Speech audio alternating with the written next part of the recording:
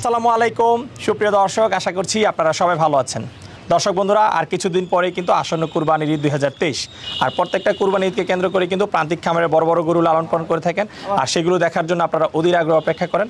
আর সেগুলো দেখানোর জন্য কিন্তু আমি ছুটে বেড়াই দেশের বিভিন্ন প্রান্তে প্রান্তিক খামারিদের বাসায়। তো আজকে আমরা চলে আসছি একজন প্রান্তিক খামারির খামারে, যিনি আসন্ন 2023 কুরবানি ঈদকে কেন্দ্র করে খুব সুন্দর একটি গরু লালন পালন করেছেন। তো আপনারা দেখতেই পাচ্ছেন আমার পিছনে রয়েছে সুবিশাল একটি গরু, পাহাড় সমান উঁচু।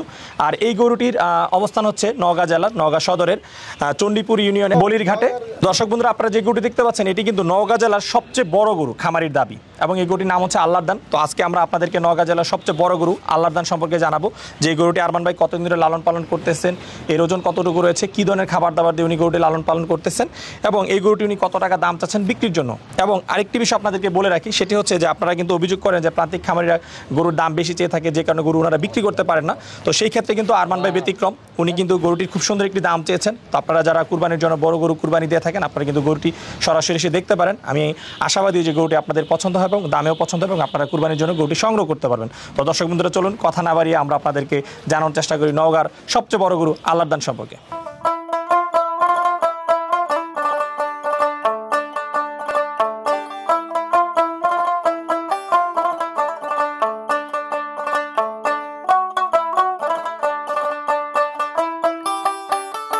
আসসালামু আলাইকুম আরমান ভাই। ওয়ালাইকুম আসসালাম ভাই, কেমন আছেন? আছি আলহামদুলিল্লাহ, আপনি ভালো আছেন? জি আলহামদুলিল্লাহ ভালো আছি। তো আরমান ভাই, সুবিশাল একটি গরু দেখতে পাচ্ছি, কতদিন ধরে গরুটা পালন করছেন? এটা প্রায় 1 বছর। 1 বছর? জি। আচ্ছা, কি জাতের গরু এটা? এটা হলস্টেইন ফ্রিজিয়ান জাতের গরু। Holstein Friesian. জি জি। আচ্ছা, তো আরমান ভাই, যারা বড় গরু পালন করে তারা তো গরুর বিভিন্ন নাম রেখে থাকে, আপনি কিরকম নাম রাখছেন? আসলে নাম ওইভাবে আমার রাখা হয় না বা রাখি নাই, তবে যখন থেকে দেখতেছি গরুটা মানে কেনার পর থেকে দিন দিন খুব গ্রো আপ মানে খুব বেশি হচ্ছে, তখন দেখলাম আল্লাহ ছাড়া তো এই ধরনের মানে এত বড় কারো পক্ষে ক্ষমতা মানে আসলে পক্ষে সম্ভব নয়, এই জন্য নাম রাখছি আল্লাহর দান। আচ্ছা, এটার নাম হচ্ছে আল্লাহর দান। জি জি জি। আচ্ছা, 1 বছর আগে এটা কোথা থেকে সংগ্রহ করেছিলেন? হাট থেকে না কোনো খামার? না, এটা বাড়ি থেকে, একটা প্রান্তিক খামারি বাড়ি থেকে। জি। আচ্ছা, তখন এটার বয়স কেমন ছিল? তখন এটা বয়স ছিল আপনি 2 দাঁত। 2 দাঁত? জি। আচ্ছা, এখন কয় দাঁত বয়স? এখন 6 দাঁতে পড়ছে। 6 দাঁত বয়স। আচ্ছা, আল্লাহর দানের হাইট আছে কতটুকু ভাই? এটার হাইট আপনার 66 প্লাস। 66 প্লাস পিছনের সাইডটা? জি জি জি, ব্যাক সাইড। সামনে তো যে উঁচু, এটা তো আমাদের চেয়ে অনেক উঁচু। জি জি জি। আচ্ছা, আর আল্লাহর দানের বডি ওয়েট যদি জানতে চাই কতটুকু আছে? এটার বডি ওয়েট এখন লাইভ ওয়েট আছে আপনার 1050 কেজির মতো। স্কেলের মাপে 1050 কেজি? জি। তাহলে তো মাশাআল্লাহ বলতে সুবিশাল একটি গরু। জি। তো আরমান ভাই, এই গরুটা যখন আপনি সংগ্রহ করছিলেন তখন এর ওজন কতটুকু ছিল? তখন 750-800 কেজির মতো। 750-800 কেজি ছিল? জি জি।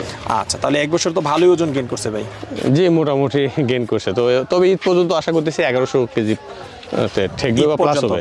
এখনো 2 মাসের মতো সময় আছে। জি জি জি। তো আরমান ভাই, এই যে 1 বছর আপনি প্রায় 300 কেজির মতো ওজন পেয়েছেন, কি খাবার দাবার দিয়ে গরুটা লালন পালন করেছেন? আসলে এটা তো গরু আসলে হাইব্রিড জাতের গরু, আমার ন্যাচারাল যে খাবারগুলো খাওয়ানো হয় সে একই। এই আপনার জি ন্যাচারাল ভুট্টা গুঁড়া, গমের ভুসি, আপনার সয়াবিন খোল, সরিষা খোল, এগুলো মিক্সড করে যে আসলে যে রেশু করা হয় এটাই, অন্য কোনো কিছু না। কত কেজি দানাদার খাবার দিচ্ছেন প্রতিদিন? এটা আসলে মানে এখন এসে দাঁড়াইছে প্রায় অলমোস্ট 14 থেকে 15 কেজির মতো, 2 বেলায়। আর যখন সংগ্রহ করছিলেন তখন আসলে এত দেওয়া হয় নাই, কারণ এখন শেষ টাইমে বডিটা একটু রেডি করতে, এই জন্য বেশি দেওয়া। তখন আপনার গড়ে 7 কেজি 8 কেজি 10 কেজি খাবার দেওয়া হচ্ছে। আচ্ছা, দানাদারের পাশাপাশি আর কি? দানাদারের পাশে কাঁচা ঘাস খড়। জি, কাঁচা ঘাস এবং খড়। জি। সাইলেজ খাওয়ান? না না, সাইলেজ কোনো কিছু খাওয়াই না। ঘাস কি চাষ করা হয়েছে? জি, ঘাস চাষ করা হয়েছে। কি ঘাস চাষ করছেন? এটা হচ্ছে আপনার পাকচং 1 আর হচ্ছে আপনার জারা 1, এই দুটো। জারা 1। জি। কতটুকু জমিতে ঘাস চাষ করছেন? আমার 4 বিঘা জমিতে। 4 বিঘা জমিতে ঘাস চাষ করছেন? জি। আচ্ছা, তো আরমান ভাই, এই যে গরুটা পালন করতেছেন এর পাশাপাশি তো আপনার আরো গরু আছে? জি জি। তো সেই ক্ষেত্রে কি এটার জন্য আলাদা কোনো খরচের হিসাব রাখা হয়? না, আসলে কোনো আলাদা কোনো খরচ হিসাব রাখা হয় না। তারপরে যদি একটু জানতে চাই, কারণ দর্শকরা কিন্তু জানতে চাই এই ধরনের গরুগুলো পালন করতে কেমন খরচ হয়, সেই ক্ষেত্রে এখন কেমন টাকা খরচ যাচ্ছে আপনার? আসলে এখন তো ভাইজান গরু খাবারের যে ঊর্ধ্বগতি মূল্য, তো এখন মানে অলমোস্ট পার ডে প্রায় 800 টাকার মতো খরচ পার ডে 800 টাকা। জি, তাহলে তো অনেক টাকা। আপনি দেখেন দানাদার খাবার মিক্সিং এ 52-53 টাকা কেজি পড়ে যাচ্ছে মিক্সিং এ। জি, আপনি তাহলে একটু হিসাব করেন আপনার 14 কেজি খাবারের দামই 700 টাকার প্লাস চলে জি, আসে। আবার খড় আছে প্লাস কাঁচা ঘাস আছে। ঘাস নাই আমার নিজের, ঠিক আছে, কিন্তু আমার লেবার বিল আছে, ইলেকট্রিক খরচ আছে, সব মিলে মূলত দানাদারটাতে আপনার কস্টিংটা চলে যাচ্ছে। জি, জি। দানাদার যদি কেউ একটু কম দিয়ে পালন করতে পারে সেক্ষেত্রে খরচটা কম পড়বে। হ্যাঁ, অবশ্যই খরচ কম পড়বে, কারণ আপনি এই খরচটা গত বছর ছিল না, কিন্তু গত 1 বছরে দ্বিগুণ হয়ে গেছে খাবারের মূল্য দুটোতে। আচ্ছা আচ্ছা, গত 1 বছর আগে যদি জানতে চাই এই খাবারটাই যদি আপনি খাওয়াইতেন তখন কেমন টাকা খরচ হতো? তাহলে তখন 500 টাকা পড়তো। 500 টাকা পড়তো। জি। আচ্ছা, তাহলে এখন 800 টাকা হয়ে গেছে। জি। আচ্ছা আচ্ছা, সেই ক্ষেত্রে তো তাহলে মাসে খরচটা পড়তো কম। জি জি জি, আপনি দেখেন এক্সাম্পল সোয়াবিন খোল আমরা গত বছর আমরা কিনছি আপনি 1800 টাকা 1900 টাকা বা সর্বোচ্চ 2200 টাকা বস্তা, এখন সেই সোয়াবিন খোল কিনতেছে 3000 3200 3300 টাকা বস্তা। শুধু একটা মাত্র উদাহরণ দিলাম, আর তো বাকি বাদ দিলাম। আচ্ছা আচ্ছা, ঠিক আছে। তো আরমান ভাই, এই যে খাবার দাবারের পাশাপাশি এটার আর কি যত্ন নিচ্ছেন আপনি?